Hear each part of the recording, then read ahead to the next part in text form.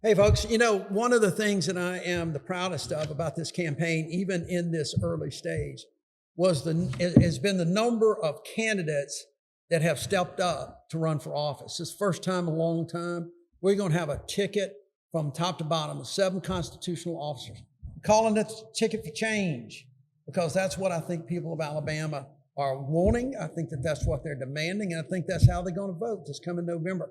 And one of those candidates who I'm super proud of is an old friend, and I do mean old friend here, Ron Sparks. Ron was the Commissioner of Agriculture and Industry for Alabama. First got elected in 2002, got reelected in 2006, was the Democratic nominee for governor in 2010. But I will tell you, over the years, Ron and I have spent a lot of time together, campaigning, doing political stuff, but also out in the field hunting. And we've had a lot of conversations about Alabama, about this country, about the department, the Agriculture and Industries Department, and the things that you did and the things that are not getting done now. So I'm really proud that Ron has stepped up to try to run again. He will make a great ag commissioner, just like he did the last time.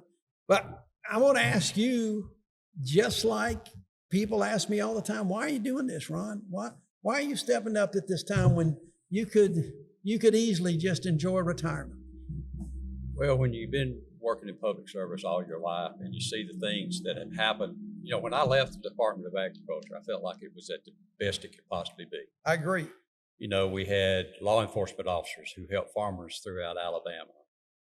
We checked gasoline stations to make sure that when you bought a gallon, you got a gallon. That's not being done today. If you'll read the sticker on the gas pump today, it says the owner of this facility is responsible for the accuracy of this pump. I personally don't agree with that. Food safety was at its top level, where we made sure that the food you eat was safe. We made sure that the food that came into Alabama, we banned seafood from coming from Asia and other countries that had chemicals in it that could be dangerous to your families.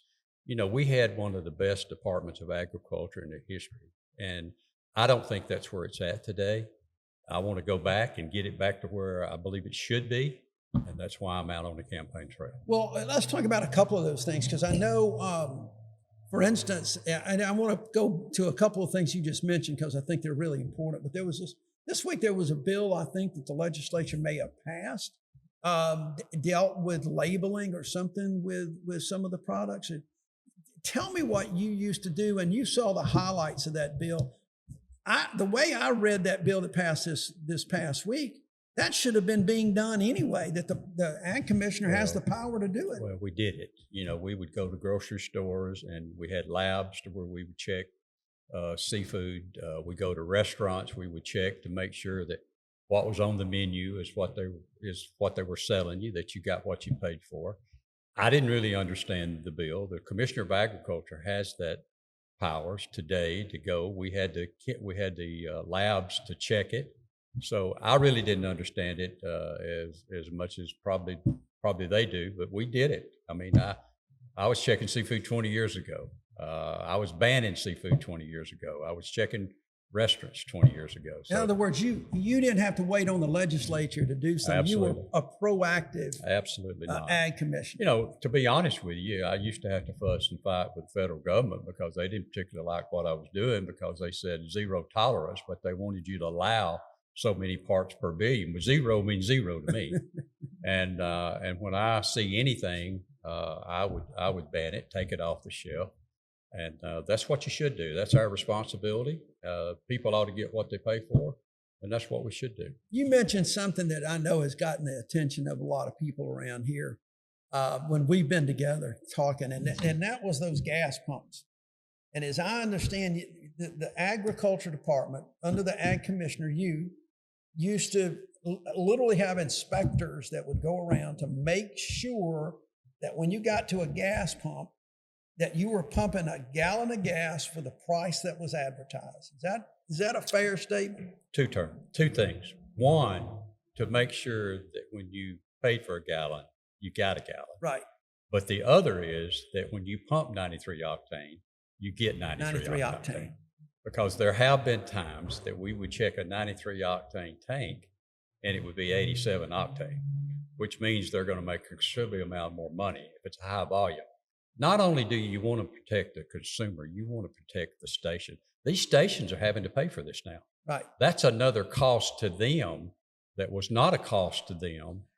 And I want to make sure nobody's saying that all these stations are crooked Absolutely or whatever, not. but because I think overwhelmingly they're not, but at the same time, there may be some that are not, and you don't know at this point because that sticker that they see now, the disclaimer is not that the commissioner is checking it in the state of Alabama, but it's the owner is responsible. Yeah, they're hiring somebody to come in and check their own equipment when we used to do it for them. And for all those honest guys out there, that's a cost they have to bear. Every station, an extra cost that then comes right back to the consumer. Every station's having to pay for that service now. Well, then when I was commissioner, that was not the case.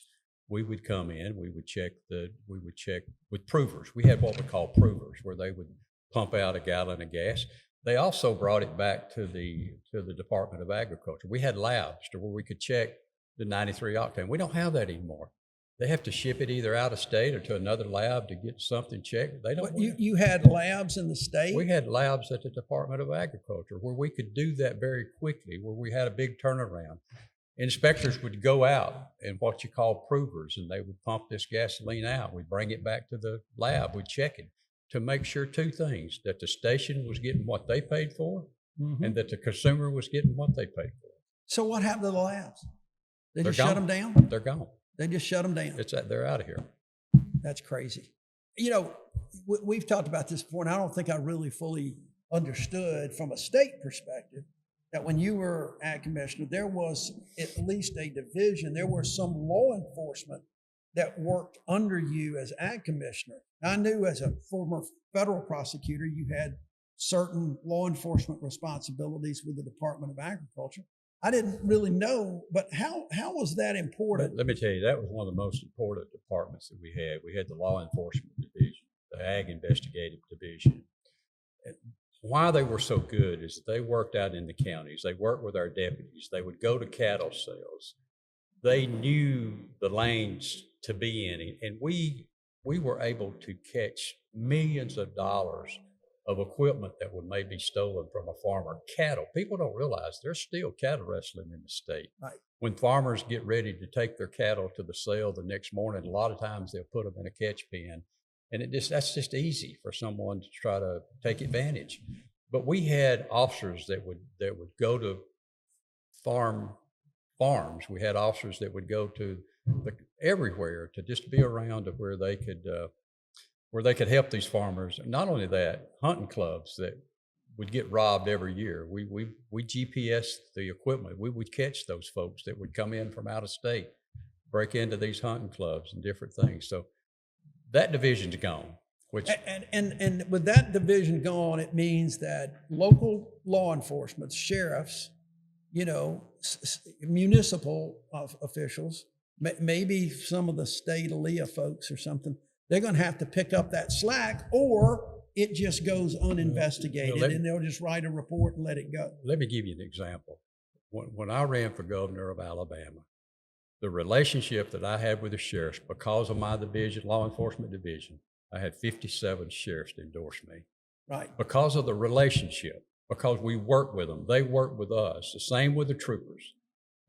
Now, if you have that situation, you got to call ALEA. There's one officer that's designated. I hired him, and he's now at ALEA that you have to call in case you have that problem. I don't think that's adequate. I don't think the farmers deserve that, and I don't think the consumers deserve that, and I want to put that division back. Absolutely. Well, speaking of farmers, our farmers have had a kind of a rough time the last 12 months or more. I know that's weighed on you a lot. We've talked about that a lot with the just chaos in Washington and the tariffs and the uncertainty, losing markets. What can we do? You as the Commissioner of Ag and Industries and me as the governor, what can we do to help the farmers? Well, I've been talking to the legislature now. We're trying to put together a piece of legislation called the Alabama Agriculture Enhancement Act. That's where we have a cost share program to where if a farmer wants to buy catch pens, for an example, If the catch bins were $8,000, he could apply for a sheriff program and we would be able to give him a grant of $3,000 or $4,000. Anything that we could do to help that farmer in any way. Now, when a farmer, everything that they buy has gone up. Oh, If yeah. they don't think these It's tariffs, like everything else. everything that the farmer touches, that cost of input is hurting these farmers. Across our country today, bankruptcy for our farmers is up 46%. You know, when we lose agriculture in Alabama, which is the #1 industry in the state of Alabama, we produce the safest, most economical food supply in the world. When we lose our farmers, we're backing up. And I'm going to do everything that I can, not only to make sure that the farmers we have today are protected, to figure out a way to help young farmers get into agriculture. Now, if you're not in a generational farm, you can't go buy acres of land and do the things that need to be done. That's why we implemented the Farm Preservation Act. You know, we saved farmland when I was commissioner. They haven't saved an acre that I know of since I've been gone. Baldwin County, you got urban sprawl. I don't blame a farmer for wanting to sell his property for 10 times more than what he can grow cotton on. But let's try to preserve that land so that it can stay in agriculture and that farmer benefits from it. Right. He needs to benefit from his farmland. And there are programs out there of the farm preservation. We can get federal money from Washington.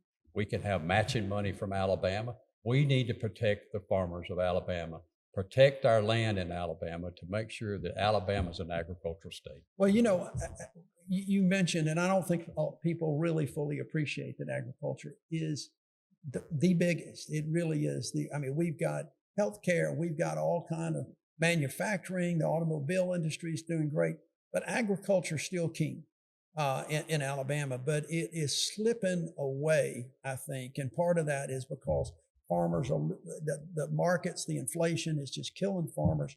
But when you were agriculture commission too, I can remember thinking about this. I kept looking up and I'm thinking, what the hell is Ron Sparks leading a group of folks going to Cuba? But that was just to open up markets. We did. We opened up markets all across the country. Not only did we open them in Cuba, but let me give you a good example about Cuba. We sold utility poles out of Baldwin County. Mm-hmm. That was the benefit. We sold chicken from Alabama. We had other markets that we opened up. That was what it was all about, helping my farmers. Not only that, we opened up the first trade office in India was from Alabama.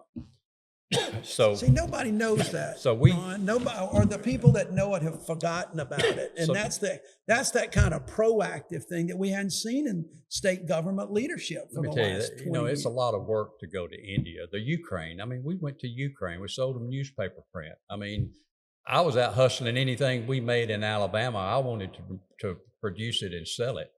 And we went all around the world. I mean, I even went to Vietnam to see how they raised their catfish in Vietnam so that I could understand how we did it in Alabama, and understood very quickly that they don't raise it at the same standard that my farmers have to do it in Alabama. Right. That's why I banned it when it was coming into Alabama with antibiotics in it that would harm your family. Your family don't need to be eating antibiotics when they don't know that it's in there, because one day you may want to go to the doctor. Right. And he may give you antibiotics. And if you're resistant to it, it's not going to do you much good. So that's the kind of proactive things we did at the Department of Agriculture. We're the Consumer Protection Agency of the state.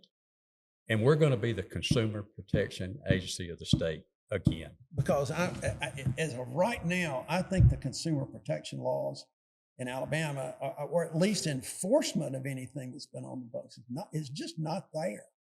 I hadn't seen hardly any, except when there's a natural disaster and everybody puts out the signs about price gouging and things like that. And let me tell you how we're pro-business, Senator. Let me tell you how we're pro-business. When grocery stores would have meat that would be close dated, and it got to a point that it may run out of date, it costs that grocery store money to not be able to sell that product. Right. We passed policies at the Department of Agriculture to allow that grocery store, every grocery store in the state of Alabama, to freeze that meat before it ran out of date and be able to sell it at a reduced price as a frozen product. Right.